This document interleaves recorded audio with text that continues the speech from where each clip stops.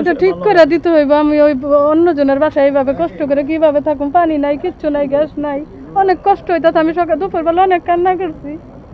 নারায়ণগঞ্জ সদর উপজেলা ইউএনও এর বাসভবনের সংলগ্ন পুকুর সেচের করার সময় ফতুল্লার বীর মুক্তিযোদ্ধা মোহাম্মদ ইব্রাহিমের নিজ মালিকানাধীন বাড়ি ধসে পড়ে।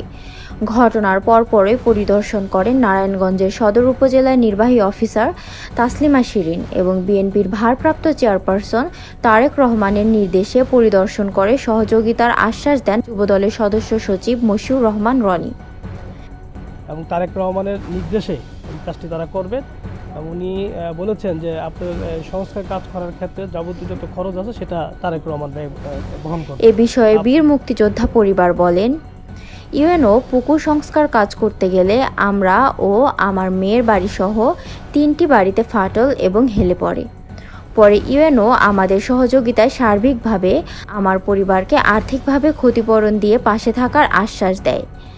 এ সময় নারায়ণগঞ্জের জাতীয়তাবাদী নেতাকর্মী উপস্থিত ছিলেন।